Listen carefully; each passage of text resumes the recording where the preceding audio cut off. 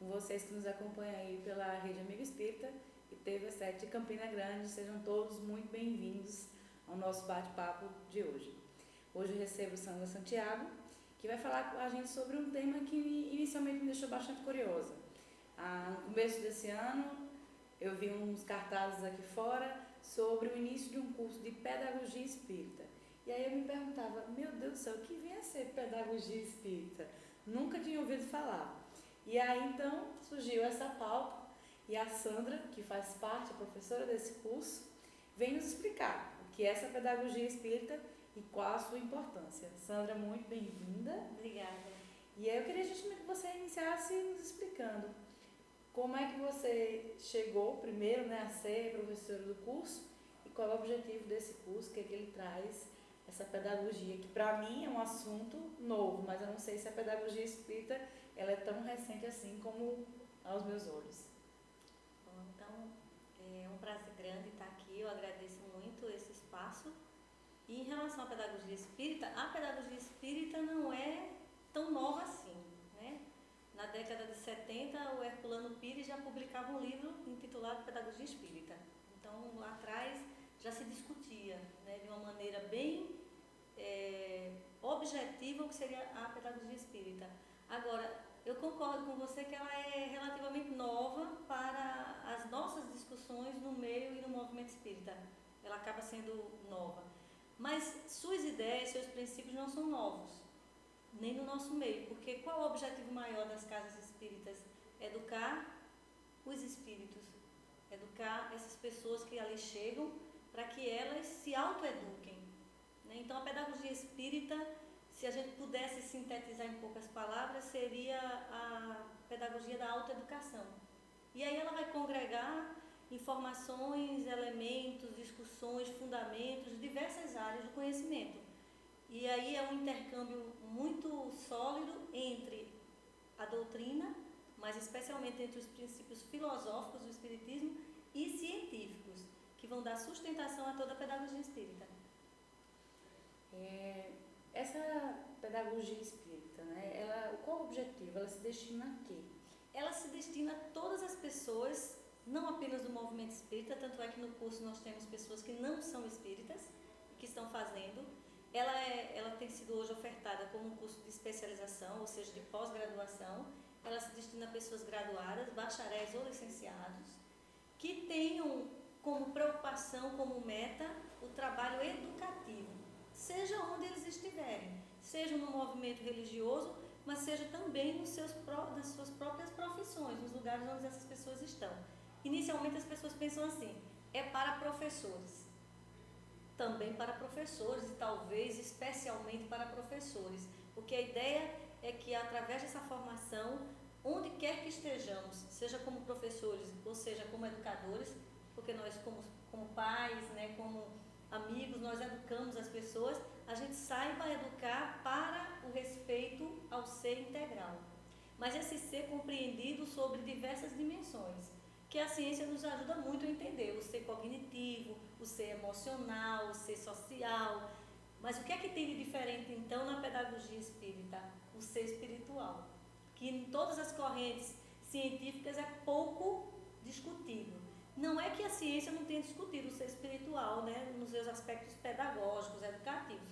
Ela tem, mas as universidades não aproveitam dos conhecimentos científicos e da formação do educador para trabalhar com esse sujeito na dimensão espiritual. Ele desconsidera. Então, eu como professora da universidade sei bem disso, como pedagoga, a gente estuda muito sobre o ser e como educar esse ser, mas esse ser material, esse ser físico.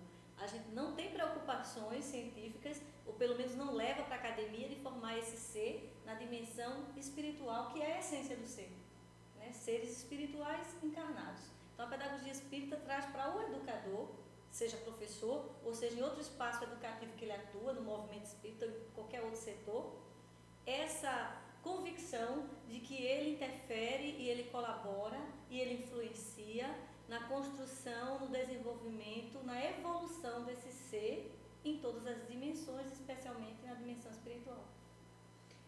Dentro da sua profissão, você trabalha com um público bem especial. E isso tem tudo a ver com a pedagogia espírita.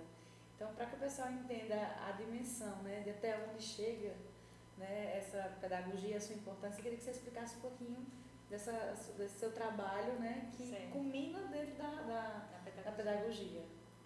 Então, como pedagoga e como professora, eu sempre trabalhei com pessoas com deficiência. Então, minhas preocupações pessoais e profissionais sempre foi com este público para o qual a gente precisa utilizar outros instrumentos para além daqueles que a ciência nos ensina para ensinar a todos. Então, o discurso da educação para todos muitas vezes não funciona, porque as pessoas querem educar todos do mesmo modo. E aí, na minha formação, eu sempre busquei fazer cursos, né? Toda a minha formação acadêmica tem a ver com isso, de pensar como seria educar pessoas que possuem diferenças e que essas diferenças precisam ser consideradas, precisam ser respeitadas. Entre elas estão as pessoas cegas, as pessoas surdas, as pessoas com paralisia cerebral, as pessoas com espectro autista, entre tantas. Então, minha formação toda é nessa área. Na universidade eu trabalho com formação de professores de diversas áreas para trabalhar com pessoas com deficiência. E aí, nessa trajetória, eu também fui, durante 20 anos, professora alfabetizadora de crianças surdas. Então, juntando tudo isso, todos esses saberes, toda essa formação, com a minha identificação com a doutrina espírita, então, a pedagogia espírita, para mim, ela vem com esse elemento a mais. Não muito discutido em todos os materiais referenciais da pedagogia espírita que já estão publicados, né, por diversos autores. Mas na nossa formação em pedagogia espírita, esse é um elemento decisivo. Tanto é que agora, lá no curso, a gente tem pessoas com deficiência estudando, tem pessoas surdas na sala de aula. Então, a visão do curso é de que estamos em formação para trabalhar com o ser na sua dimensão espiritual, social, cognitiva, emocional, física, mas considerando suas diferenças, considerando isso que eles trazem de diferente e que precisa ser respeitado, precisa ser considerado, até porque nós aqui, no plano físico, já aprovamos diversas leis que falam de inclusão. Então, falar de inclusão dentro da pedagogia espírita, na minha opinião, dentro da minha formação, e que por hora sou eu que coordeno o curso, é algo imprescindível. Não tem como se falar de pedagogia espírita falando para educar pessoas do mesmo modo. Então, lá a gente tem essa preocupação de educar respeitando as diferenças.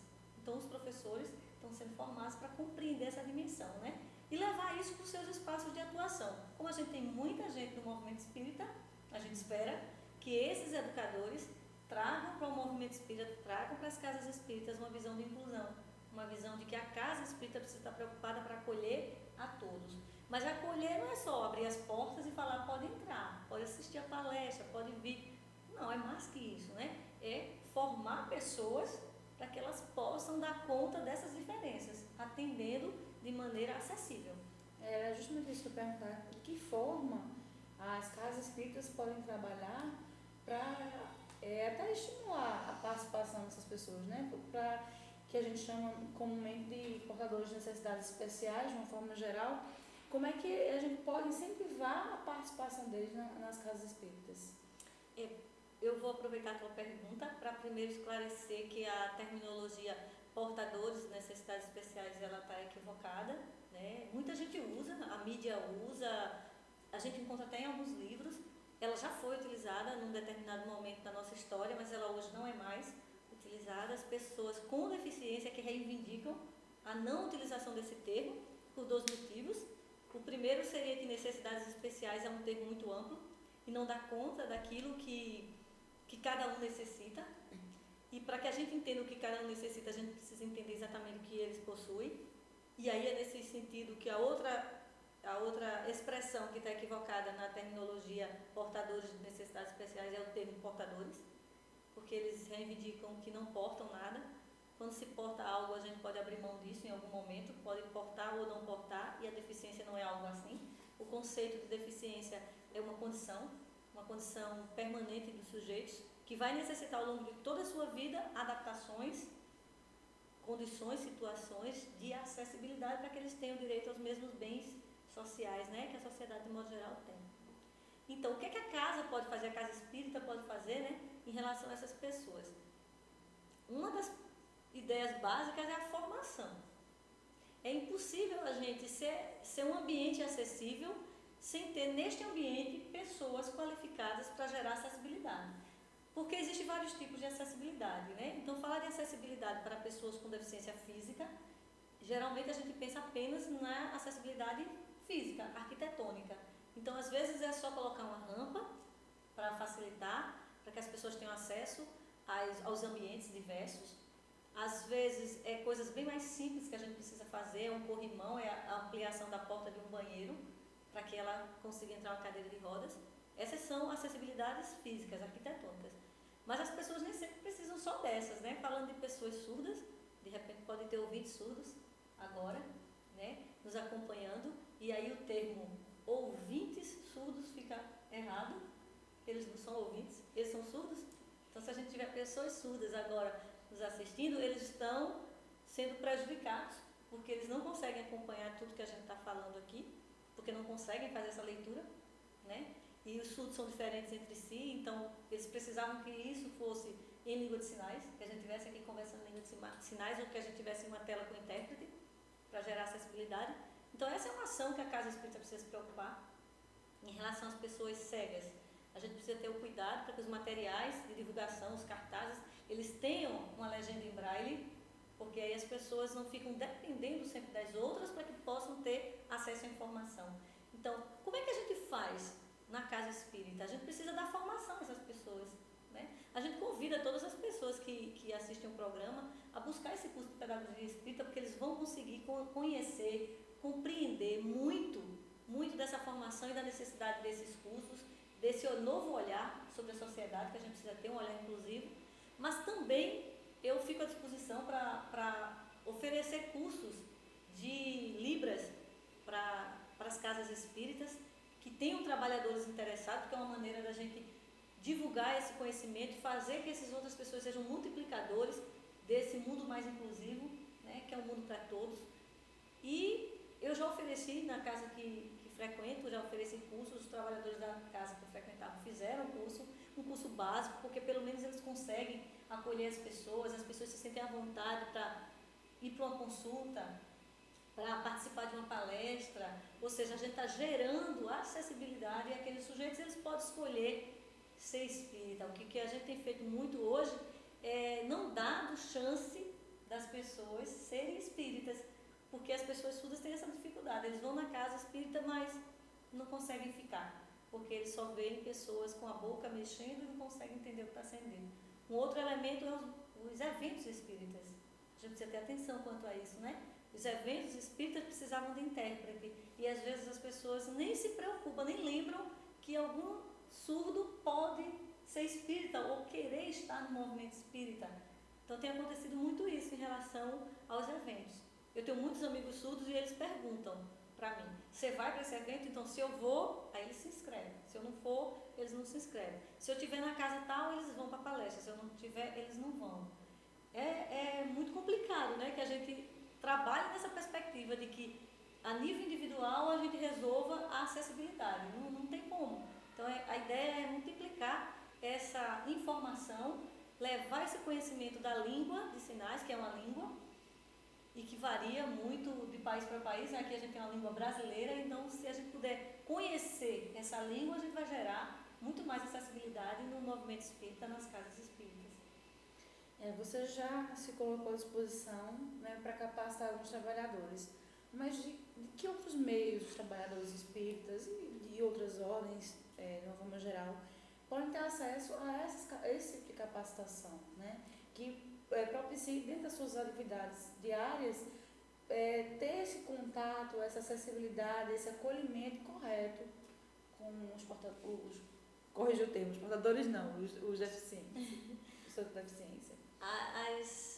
Algumas instituições aqui, né, em João Pessoa, elas oferecem, Campina Grande também, em várias cidades do estado da Paraíba, já oferecem cursos. A FUNAD aqui é um órgão responsável pela oferta de cursos, e são os cursos mais variados, né? Tem um curso que é gerando competências para a pessoa saber incluir, e aí ele discute todas as áreas das deficiências.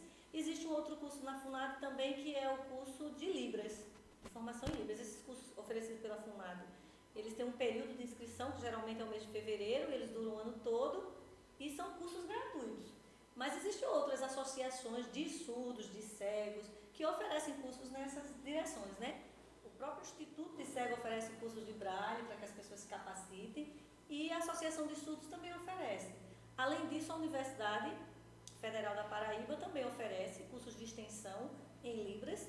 As inscrições são semestrais. As pessoas precisam, nesses lugares que eu falei, acompanhar os sites, né? Vai lá no site e fica acompanhando para saber quando as inscrições estão abertas. Existe ainda pouca informação, mas também existe, de outro lado, muita procura já em relação a esses cursos. Como as vagas são limitadas, a gente precisa ficar acompanhando para não perder a oportunidade. Eu digo assim, se em Libras a gente já tem a dificuldade de ter um número maior de intérpretes e tudo mais, o Braille, então, é uma dificuldade maior. Eu lembro que quando a gente estava fazendo a parte de sinalização aqui da federação, e colocando as placas indicativas, uma coisa que foi procurada foi as placas com Braille. E a gente não localizou nenhuma empresa aqui de uma pessoa que trabalhasse com a sinalização em Braille. Então, existe também uma deficiência do mercado, até para que a gente possa ter, porque não é só uma questão de investimento, né? Porque você sabe que tem um investimento, como você falou, na parte estrutural, mas também uma deficiência aí do mercado em oferecer esse tipo de serviços, né? De uma forma geral, eu acho que não é uma realidade só das instituições religiosas, mas acho da sociedade como um todo, né? A gente está bem aquém do que deveria nesse sentido da inclusão. Até as próprias empresas ainda não despertaram para um mercado que tem uma demanda, né? Existe uma necessidade grande, mas ainda não estão prontos para atender. Eu concordo com você nesse aspecto, de que ainda existe uma defasagem grande da sociedade, sobretudo de empresas, para investir efetivamente, né, nessa demanda, mas eu creio que muito passa pelo campo da informação. Às vezes as pessoas não investem porque eles nem sabem, né? Eles não sabem que aquilo é importante e que aquilo é um direito garantido por lei. A gente tem uma lei que se chama Lei da Acessibilidade, uma lei que é uma lei completa e que ela aponta para que não aponta só para as necessidades dentro das instituições escolares, por exemplo, mas aponta para todas as necessidades sociais, inclusive o que é obrigatório as empresas fazerem nos dias de hoje. Então já existe uma legislação específica para isso, mas eu acho que ainda falta muita divulgação, falta informação. Acho que um momento como esse que a gente está tendo aqui, ele é muito bom, ele é muito informativo, né, para a sociedade de modo geral. Agora eu só faria uma ressalva. Em relação ao Braille, ele não é mais difícil de você conseguir pessoas capacitadas. Por quê? Porque no caso do Braille, o Braille não é uma língua, o Braille é um código. Então, como ele é um código que ele respeita exatamente a língua para a qual ele for usado, ele é o mesmo para qualquer língua, você pega o Braille, você usa aqui para escrever em português, mas você usa para escrever em qualquer outra língua que você queira. O domínio desse instrumento do Braille, ele é rápido. As pessoas aprendem de um modo breve e têm um domínio pleno desse instrumento de acessibilidade para as pessoas cegas, que é o Braille. Então, a gente tem muita gente já que faz uso do Braille, não, talvez eu concorde contigo, não do jeito que a gente precisaria, mas não tem nem comparação em relação aos intérpretes de Libras para surdo. Por quê? Porque no Braille, um curso de 6 meses, 1 ano, a gente tem, dependendo do tipo de dedicação que a pessoa que está aprendendo investe, né? Quanto a pessoa investe naquilo ali, ele aprende. Então, em um ano, você tem muito conhecimento a respeito do uso do braille, faz isso, transcreve no braille com certa facilidade. Então, é fácil formar pessoas. Agora, na Libras é diferente porque é uma língua. Então, só para a gente entender, qualquer um de nós que se inscreva para aprender uma língua estrangeira, o inglês, o francês, o espanhol, o alemão, qualquer uma dessas, a gente precisa de muito tempo para aprendê-la. Por mais dedicado que a gente esteja a ela, a gente sabe que a gente não aprende em 6 meses. Tem expressões peculiares das regiões, né? Culturais, que tem muito a ver com o lugar. Então, se eu me dedico a aprender uma língua, por exemplo, o francês, eu vou precisar de anos para dizer que eu sou intérprete de francês. Para me fazer intérprete, eu não me faço em 6 meses, 1 ano, nem 2. Eu preciso de tempo. E aí, quanto mais eu convivo e uso essa língua, melhor eu vou ficando nela. Para a gente entender, é só pensar, eu quero aprender inglês e vou fazer um curso. É uma coisa, o tempo que eu levo neste curso é muito longo. Mas se eu quero aprender inglês e vou fazer um intercâmbio, aí eu vou morar um tempo num país que fala língua inglesa e fico ali imersa na cultura inglesa, ora, eu aprendo muito mais rápido essa língua e fico muito mais fluente nela. A língua de sinais é a mesma lógica. Então, assim, aprender a língua de sinais leva tempo, leva anos para ser intérprete. Mas para aprendê-la, para se comunicar basicamente com as pessoas surdas, não, isso aí não preciso de anos. Eu preciso de alguns meses, né? Então, com módulos de 6 meses, de até 1 ano, eu estou falando bem, recebendo muito bem. Eu não estou ainda interpretando. Para ser intérprete, aí eu vou precisar de mais tempo, que é 2 coisas diferentes, né? Às vezes as pessoas sabem Libras para se comunicar com a pessoa surda, para ajudar a pessoa surda, mas não para ser intérprete, para pegar um texto e fazer uma interpretação ali, uma tradução simultânea de tudo que você está ouvindo. Isso é um trabalho mais elaborado. Agora, se eu passo a conviver com as pessoas surdas, aí, igual aquela história de eu ir para aquele país e ficar naquela cultura, se eu passo a conviver com os surdos com muita assiduidade, então eu aprendo essa língua muito mais rápido do que no tempo de um curso, porque eu estou imersa na cultura surda. E qual a importância de você se especializar na pedagogia espírita? A primeira, eu diria que é você, ao tempo que você se especializa, você se autoeduca. Autoeducar-se, para nós que somos espíritas, a gente entende que é a grande missão nossa aqui na Terra, é autoeducar-se, porque quanto mais a gente se educa, melhor a gente contribui para a nossa própria evolução. Coisas que nos fazem mal, a gente deixa de fazê-las. Coisas que a gente não consegue resolver, porque a gente não tem consciência, a gente sempre busca a ajuda de terceiros. E é assim a casa espírita. As pessoas vão muito à casa espírita buscando socorro, buscando ajuda, buscando auxílio. Mas às vezes esse auxílio está em você. E você não consegue ver que se você se autoeduca, se você muda determinados hábitos, determinadas concepções, determinadas práticas, você não vai sofrer mais aquele mal. Então, como nós sabemos que tudo que sofremos é resultado de nossas ações, se não nesta vida, em outras, né, em situações prévias que a gente trouxe, e que tudo é aprendizado, a pedagogia espírita é exatamente um curso que faz educadores se sentirem nesta condição de se autoeducarem para poder contribuir com a educação do outro. E são sujeitos que, onde estiverem, educarão aqueles que passarem nos seus caminhos nessa perspectiva da autoeducação, né? Então, a principal contribuição da pedagogia espírita tem sido essa, é de convidar todos que participam desse processo de construção do conhecimento, construí-lo em favor de si e do outro.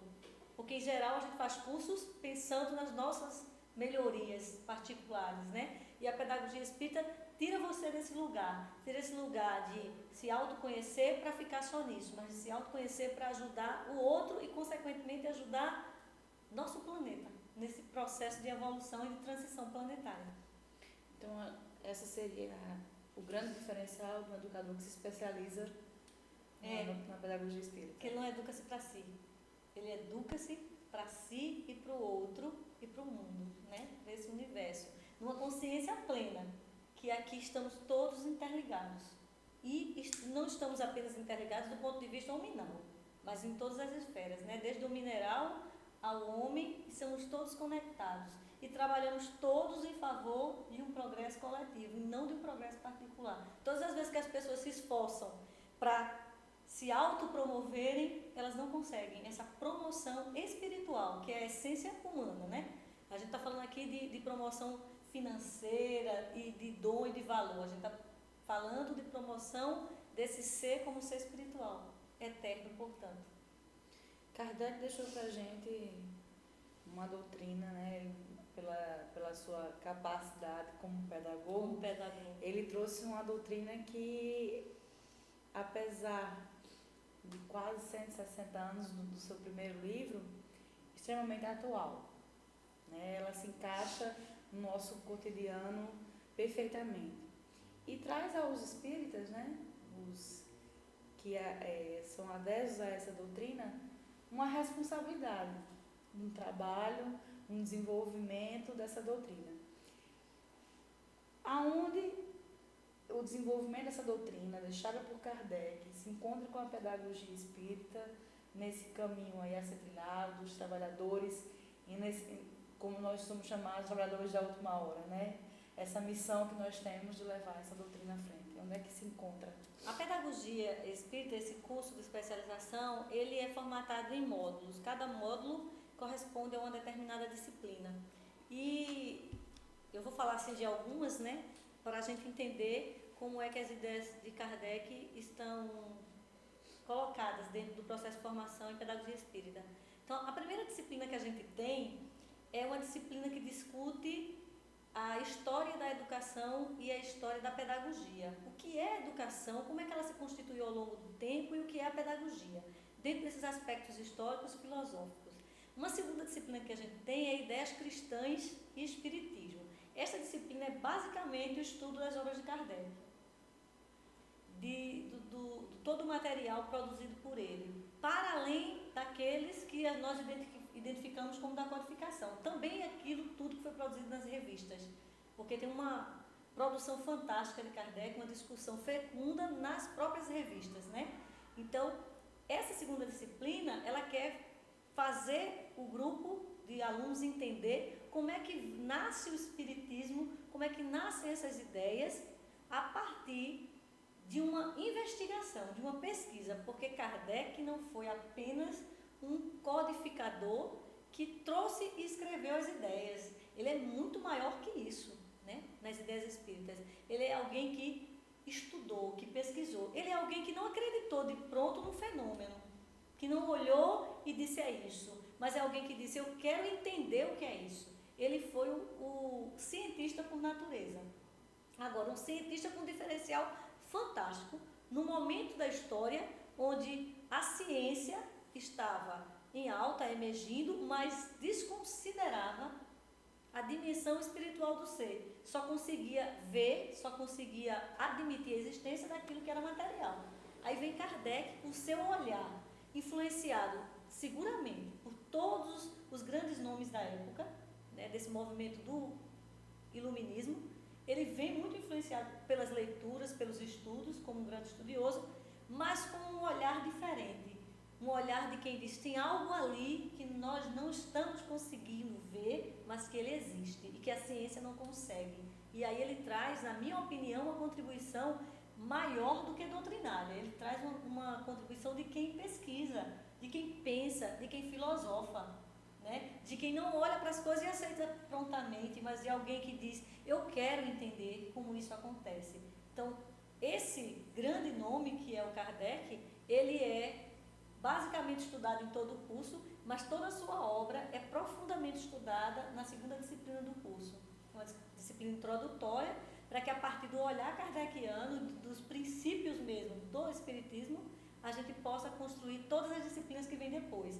As que vêm depois é desenvolvimento, falar de desenvolvimento humano, mas não com os olhos apenas da ciência material, mas é falar do desenvolvimento agora com essa base que foi construída. A base é do Evangelho de Cristo, tão bem traduzidas nas ideias de Kardec, as ideias de Kardec sobre o Espiritismo e todos os novos pensadores que vêm a partir dessa geração, que a ciência bem conhece, mas a gente fazendo uma releitura deles. a gente voltando para Eurípides Barçanufo, a gente vê que na sua metodologia ele introduzia a moral, né, como forma pedagógica também. Ele não dissociava o ensino e a moral em sua pedagogia. Hoje, a gente vê já um distanciamento Completo. né? A gente vê até em alguns casos reais em que determinados assuntos agora não podem ser questionados dentro de sala de aula. O professor não pode discutir alguns assuntos. De um certo lado, você imagina que está se buscando que a educação não seja passada sem influências, né? Isso. Mas, por outro lado, você também está tirando um espaço de convivência, de troca de ideias, de construção de uma moralidade entre os jovens.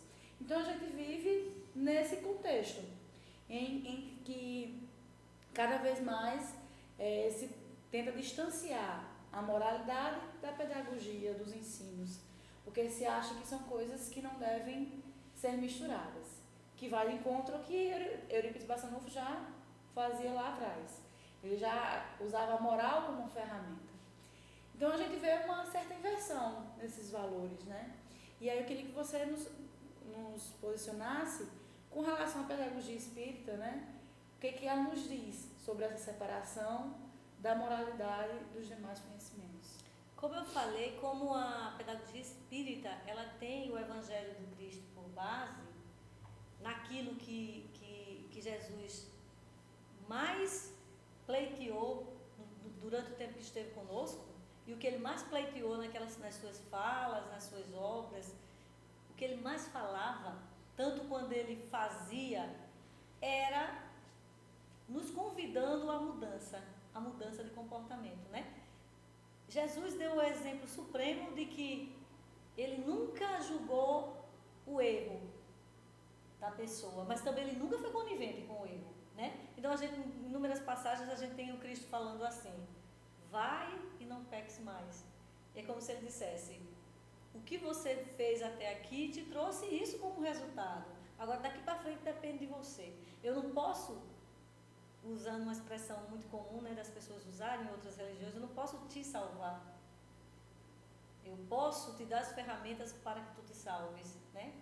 Em outras palavras, é isso. O que a pedagogia espírita entende disso? Entende que é papel do educador dar os instrumentos para o outro encontrar o seu caminho, a sua, abre aspas, salvação, né? O seu caminho evolutivo, depende de você. Então, eu não transfiro para o aluno absolutamente nada, mas eu não deixo de ser o mediador entre a verdade, aquela que Cristo chamava conheces a verdade e a verdade te libertará.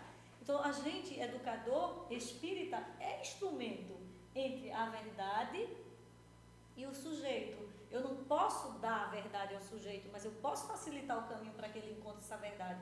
O que é que a escola fez ao longo de sua trajetória? A escola, de modo geral, compreendida em todas as instâncias, desde as crianças pequenas até as universidades, o que é que ela fez? Ela dissociou, ela encontrou um espaço para educar o sujeito, que é um espaço de cognição. Ele nem é um espaço de educação social.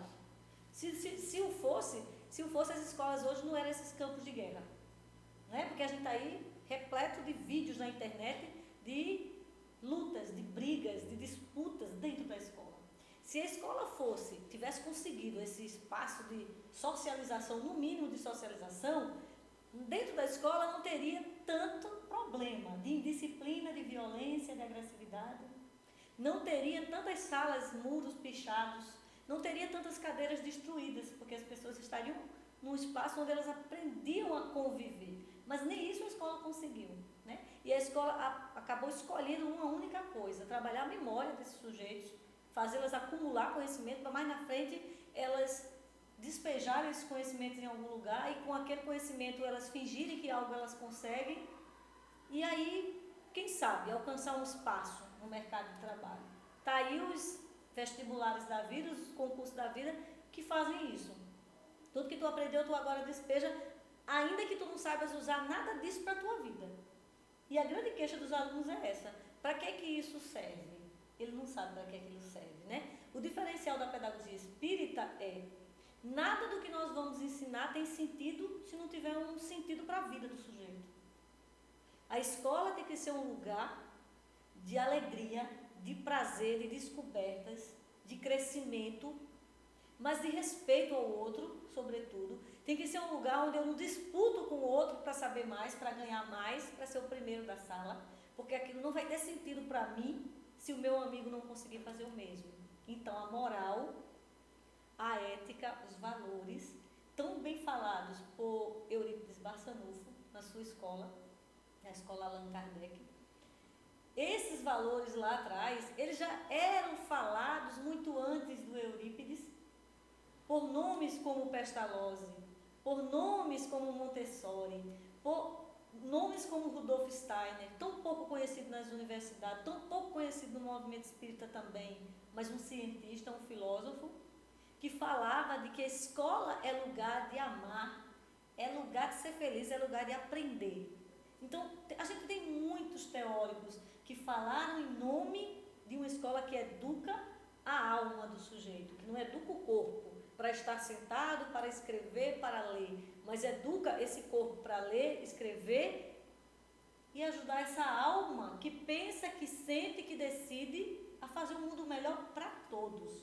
Então, essa perspectiva moral, que era tão bem difundida por Eurípides, que teve coragem de fazer uma escola naquele contexto e dizer assim, aqui eu vou falar para a alma, porque essa alma reencarna e o que ela aprende hoje comigo, ela volta e vai ter um valor social, vai ter um valor para todos. Isso que ele fazia lá, muitos outros já defenderam essa ideia, e o que na nossa visão faltou é a ciência, a academia, aproveitar essas ideias de um Eurípides, de um Herculano Pires, de um Pestalozzi e dar o devido lugar, o devido valor, formando educadores que acreditem nisso, que vivam de verdade essa essência espiritual em si e no outro, né? Então, a pedagogia espírita, ela agrega todos esses saberes, esses valores, esses conhecimentos e hoje formata dentro de uma visão científica. Para mim, o grande ganho da pedagogia espírita, hoje está como um curso de especialização, é esse. É que a gente não está falando para um grupo, para uma comunidade religiosa. A gente está falando para seres humanos que queiram se educar para se sentir responsável pela construção de um mundo melhor. Porque a gente reclama muito do mundo que a gente tem. A gente fala muito mal da violência, a gente não está satisfeito com um monte de coisa. Agora, eu faço o quê em favor ou contra isso? Essa é a questão. Eu acho que é esse o grande convite que a pedagogia espírita tem feito aos alunos. Se a gente for avaliar, todos os anos saem pessoas preparadíssimas, com uma formação excepcional das universidades. No entanto, não mudam nada. O emprego daquele conhecimento não faz a diferença nem na vida dele mesmo, nem quanto mais dos outros. E eu acho que a gente, a partir do momento que a gente dissocia a moral dos conhecimentos, a gente torna aquele conhecimento morto. Porque o conhecimento ele é para ser transformado em uma ação produtiva. E o produtivo, na sua essência, é aquele que produz não só para mim, mas para todos aqueles que estão ao redor. Eu consigo construir algo que faz a diferença. Algumas profissões, elas dão mais, digamos, elas são mais desafiadoras, né, para você articular a sua profissão com o bem coletivo. Eu não digo que algumas profissões não sejam capazes de fazer isso. Eu acho que algumas são mais desafiadoras para fazer isso. Mas algumas, elas são exatamente isso. O pedagogo, o professor, é esta profissão. Eu sou suspeita para falar porque eu sou apaixonada. Eu acho que eu não faria nada na vida que não fosse isso, ser professora. Porque, para mim, é uma profissão que, por si só, ela já me dá a condição de ser boa, de fazer o bem. Eu não preciso buscar outro espaço para eu fazer o bem. Eu faço o bem ali, por essência, por natureza. Eu nem preciso de esforço. Porque tem obra mais bonita, né? Tem caridade maior do que você conseguir levar luz do conhecimento a alguém, você levar a possibilidade daquela pessoa ler você fazer o analfabeto ler e ele poder ter acesso à informação, aos textos religiosos ou filosóficos ou científicos, não importa. Isso é levar luz ao outro, né? Então, eu acho que algumas profissões, por natureza, ela tem isso como essência.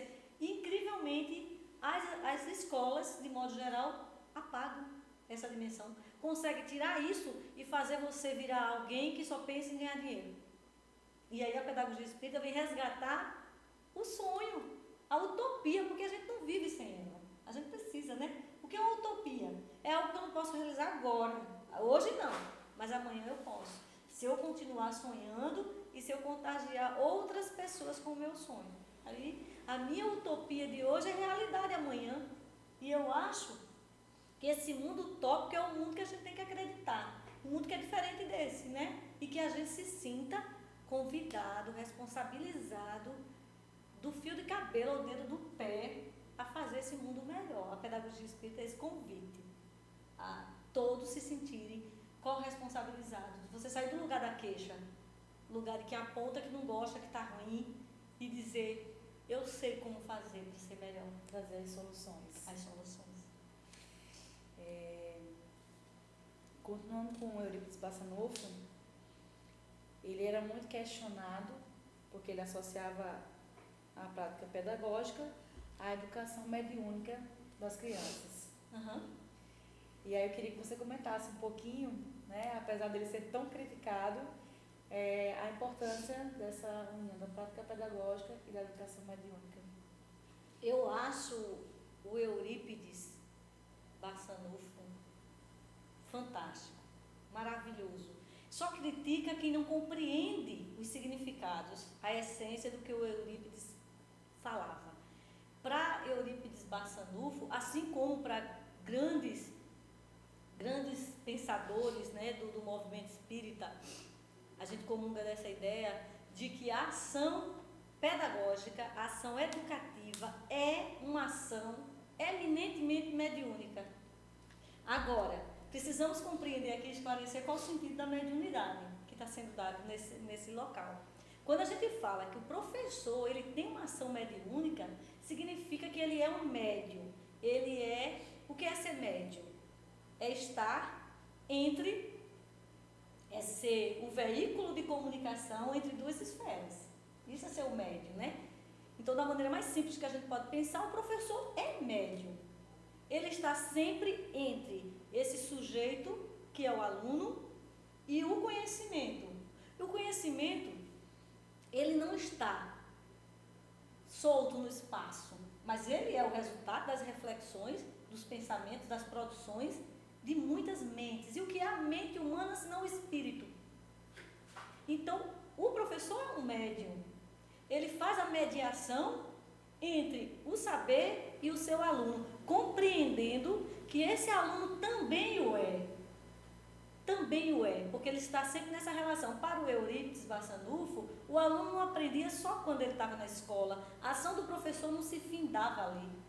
Não findava em 4 horas, em 8 horas, em 6 horas na sala de aula. Ela era permanente. Então, para ele, o professor precisava ser formado para continuar enviando todas as vibrações positivas para os seus alunos, especialmente por aqueles que o professor duvidava que aprenderiam, que duvidava que mudariam o comportamento e a sua atitude moral frente às coisas. Então, para ele, o professor educava de forma direta, consciente, mas também educava de maneira inconsciente nos seus sonhos, enquanto dormia, enquanto assistia ao sono desse aluno na hora de descanso na escola. Era a hora onde ele poderia aplicar um passe, educar esse aluno, considerando que ali tem um ser que tem histórias, que tem vidas, que tem experiências e que traz muito desses elementos. Alguns necessitavam de um passe, alguns necessitavam educar o seu espírito nessa perspectiva, né, mediúnica mesmo, e isso é real. A gente vê crianças na escola fazendo coisas que você vê nitidamente que ela tem influências, ela está recebendo influências, muitas vezes que ela traz de casa, dos próprios pais, do meio em que vive, do ambiente agressivo, violento, onde ela está inserida o tempo todo. Hoje, mais do que nunca, as crianças recebem influências até via tecnologia. É horas e horas e horas no computador, com jogos e mais jogos de natureza extremamente agressiva e violenta, e ele recebendo influências. As pessoas às vezes querem achar que a influência é toda do nível consciente, mas ela não é toda no nível consciente, né? Nós sabemos disso. Quantas vezes a gente se vê pensando, fazendo, sentindo coisas que a gente não sabe de onde vem. Não sabe de onde vem, mas a gente sabe de onde vem, né? E aí a gente sabe que tem outras influências. Então a escola é um lugar onde são muitos espíritos convivendo e muitos desencarnados também buscando ajuda e outros ainda buscando atrapalhar a vida de alguns. Porque ali não tem seres inocentes que nasceram agora, puros. A gente tem seres com histórias e com necessidades de aprendizagem. Então, como seres que necessitam de aprendizagem, eles vão precisar de aprendizagem no nível físico, mas também no nível espiritual. Isso não pode ser tirado da escola. Uma escola que se apoia, que compreende a pedagogia espírita e a utiliza nas suas práticas, ela vai colocar como hábitos dessa escola práticas que ajudam esse espírito a se manter seguro, tranquilo, sempre elevado, mantendo vibrações positivas. Então a escola, baseada numa pedagogia espírita, ela precisa ter momentos de meditação, momentos de oração, momentos de colaboração. Tudo tem que ser de todos, para todos, por todos. Não pode ser algo só de alguém, não pode ser obrigação só de um, né? Nós estamos tentando, desde que nós começamos a fazer o curso de pedagogia espírita, a gente está tentando abrir uma escola espírita. A escola espírita não é uma escola para espíritas, é para espíritos. Para espíritos que querem um lugar para ser feliz, para aprender a respeitar, para amar uns aos outros desde cedo, como há tanto tempo vem pedindo Jesus, né? É um lugar para aprender a se amar. Então a gente está tentando abrir essa escola, mas a gente ainda não conseguiu porque a gente não tem, a gente tem um projeto, mas a gente não tem um espaço. A gente está tentando adquirir um terreno para ver se a gente constrói essa escola e eu espero, quem sabe no futuro eu já estar contando para você como ela está linda e como a gente pode fazer um programa de lá, direto, para as pessoas verem a beleza da escola, né? Ela já existe no plano espiritual. Alguns médios já até visualizaram, mas a gente está tentando agora trazer para o plano material. Se Deus quiser, ela vai acontecer. Tudo a seu tempo, mas vai chegar. Vai chegar. A pedagogia espírita, ela tem essa visão transcendental do ser, né? Isso. Ela vê ele na sua integralidade, ele vê esse ser que já passou por várias existências, que tem várias experiências, que traz consigo o registro dessas vivências. Mas como conseguir educar esse espírito que não tem consciência dessa sua existência transcendental? Daqueles que não acreditam numa vida futura, numa vida passada, que apenas acreditam no hoje, no agora. Como chegar a esse coração, a essa mente? A literatura espírita nos ajuda muito nesse sentido, né? As obras de Kardec nos ajudam bastante a compreender essa natureza humana e espiritual. E também as obras do próprio Herculano Pires, do Eurípides Barçanufo. E uma grande literatura científica também nos ajuda a compreender. Mas de tudo isso, o que mais nos interessa nesse momento, para responder a tua pergunta, é focar numa questão. Tanto a literatura espírita quanto a ciência mostra que, em termos de desenvolvimento humano, existe uma época, uma fase, um período fecundo para todas as influências, para todas as questões educativas. E que época favorável é essa? É a infância, é a primeira infância. Então, é na primeira infância onde nós conseguimos imprimir marcas, elementos que vão ficar nesse sujeito para a vida inteira. Isso tanto a literatura espírita nos reforça, como a ciência nos reforça, né? Que as primeiras impressões na primeira infância, elas são decisivas para tudo que esse sujeito virá a ser. O que é que a pedagogia espírita pretende? Ela diz, é na primeira infância onde você consegue deixar informações, conhecimentos, saberes, experiências nesse espírito que está aberto a receber todas as informações, onde você vai construir esse nível de consciência.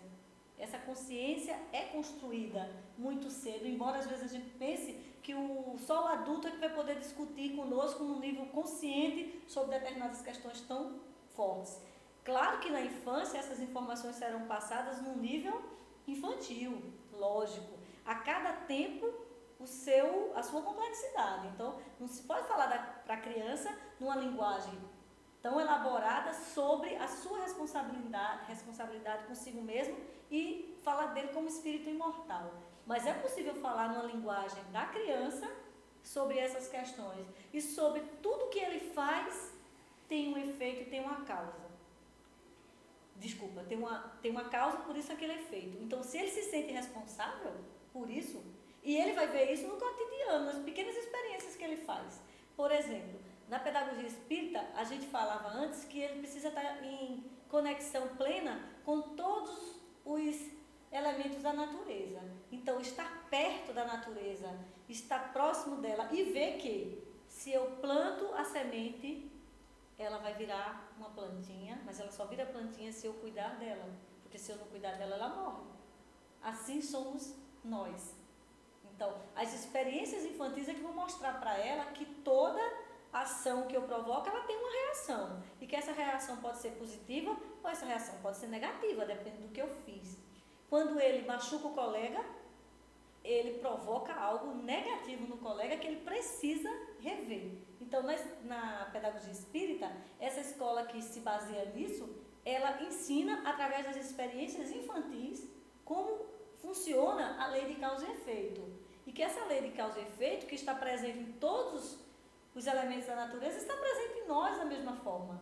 E do mesmo jeito que a gente vai dizer, se você bebe água, te faz bem, porque aí você vai fazer o xixi direitinho, você vai funcionar direitinho, mas se você não beber, isso também vai causar um efeito. Então, é a partir da experiência do próprio sujeito e da experiência dele com o outro, quando eu faço isso ao outro, eu posso receber a mesma coisa do outro. Se eu bato, ele pode reagir da mesma forma e me bater. Mas se eu dou um abraço, eu posso receber o abraço de volta. Então, tudo que eu faço é de minha responsabilidade, mas tem um efeito. Não vai ficar assim, não vai ficar impune. Então, essa noção que desde pequenininho a gente constrói, que a gente pode fomentar a ideia da consciência de um ser imortal, que reencarna, que continuará vivendo e assim por diante, né? Então, são as experiências infantis que vão construir essa consciência. Esse jovem certamente não terá dúvida. Esse adulto será um adulto extremamente responsável por tudo, porque ele aprendeu de pequenininho que o que ele faz tem consequências. A gente chega nos momentos finais, mas a gente tem 2 perguntas ainda. E a primeira dessas perguntas que eu queria que você comentasse esse trecho dessa passagem. Renascemos múltiplas vezes, ascendemos de mundo em mundo, experimentamos ações, debruçamos-nos sobre a natureza do cosmos para perscrutá-lo e decifrá-lo. E tudo isso faz parte do processo pedagógico em que estamos lançados como espíritos em evolução. Perfeito, né? Perfeito. Isso é a frase da pedagogia espírita. Então, a gente não está aqui de passeio, a gente não está aqui por acaso, a gente está aqui todos conectados, contribuindo uns com os outros no processo de evolução. Mas esse processo de evolução é pedagógico. É pedagógico. Daí a gente necessitar, nesse momento da nossa história, a gente necessitar de uma pedagogia espírita. Porque que outra pedagogia vai chamar a atenção da gente para isso? De que a gente é todo mundo interligado, todo mundo colaborando ou atrapalhando o processo de evolução uns dos outros. Que não é só o que eu faço para mim, mas o que eu faço para mim rebate no outro. Então, que outra pedagogia, a gente pode ler todos os tratados de pedagogia, que outra pedagogia chama a nossa atenção para isso? Que outra pedagogia nos convida a assumir essa responsabilidade sobre esses fatos? Nenhuma outra. Nenhuma outra. Só o Eurípides Barçanufo teve essa visão iluminada, né, pelo ser iluminado que era. Só um Herculano Pires, pelo estudioso que era da própria área, para dizer coisas que apontem nessa direção. E aí nós temos essa pedagogia que essa pode ser a síntese, talvez foi bom você ler, porque talvez seja o que a gente põe assim na placa de conclusão da turma, né? É isso aí, essa é a alma do curso. É que nós todos estamos conectados e o nosso processo de evolução aqui é pedagógico. Daí a gente necessitar de uma pedagogia que nos veja na integralidade do ser. E para que a gente finalize, eu queria que você nos trouxesse a posição, você como pedagoga, você agora que é uma pedagoga espírita, né? Tem mais você nos explicasse o educador que tem essa responsabilidade de transmitir um conhecimento, seja ele um conhecimento científico, seja ele um conhecimento moral, mas que na sua vivência esse conhecimento não se reflete, né? Ele fala uma coisa e vivencia outra. Como é que a gente pode, né, na pedagogia também, trazer à luz, a consciência a esse educador? Eu acho que esta é a crise da educação. A crise da educação, na minha opinião, é essa. É da gente fazer uma distinção muito grande entre o que eu discurso, entre o que eu penso e entre o que eu sinto, entre o que eu vivo, né? Daí porque na pedagogia espírita esse ser não é visto numa única dimensão, mas é o ser na sua integralidade, é ver esse ser como um todo. O primeiro convite que a pedagogia faz é que aqueles que estão fazendo o curso se autoavaliem, se autoeduquem, porque nenhum professor pode educar o outro quando ele não se educou. E a gente sabe que as crianças se educam muito mais pelo exemplo, pelo modelo, do que pelas palavras. Não é o discurso que educa as crianças, né? Tanto é verdade que a gente vê pais dizerem, não mintam. Mas aí o telefone toca e o pai fala que eu não estou. Então a criança vai seguir o quê? A palavra do pai, que fala não minta, ou o modelo do pai, que diga que eu não estou, ou seja, está mentindo. A criança segue o modelo ensina muito mais. Então, na pedagogia espírita, a primeira formação se dá no nível da autorreflexão, da autoeducação. Ao longo do curso, que é de 1 ano e 3 meses, as pessoas são convidadas a cada aula, a cada encontro, a fazer essa autorreflexão do que eu digo, do que eu vivo. Existe coerência, porque se não existe coerência, não diga. Só fala aquilo que te vem da alma. Não fala aquilo que a tua mente te ajudou a elaborar, porque o discurso é politicamente correto, né? Então, o discurso do politicamente correto não tem nada a ver com a pedagogia espírita. A pedagogia espírita é um convite à verdade, a conhecer a verdade, especialmente em si mesmo, né? Um dos primeiros filósofos que se estuda lá no início é o Sócrates. E conhece-te a ti mesmo. Só conhecendo a si mesmo você é capaz de enfrentar seus defeitos, seus vícios, seus erros e tentar modificá-los num processo de autoeducação, que todos nós, seres humanos, somos capazes de fazer. Então, ficamos por aqui, depois desse papo maravilhoso, que agora a gente entende um pouquinho melhor sobre a pedagogia espírita. Agradecendo demais a sua participação. Eu é que agradeço. E agora eu vou lhe esperar só no retorno, para a gente falar já da escola. Se para que a Deus gente quiser. possa mostrá-la já em funcionamento. Então é isso, nossos amigos, a importância da pedagogia espírita e que a gente busque, né, novas ferramentas de levar essa doutrina com mais qualidade, com mais, digamos, eu acho, com mais transparência, né, para que ela vá limpa, né, sem ruídos, sem máculas, a todos os corações. A gente fica por aqui e conta com vocês no domingo que vem para mais um Ponto a Ponto. Boa semana a todos e até lá.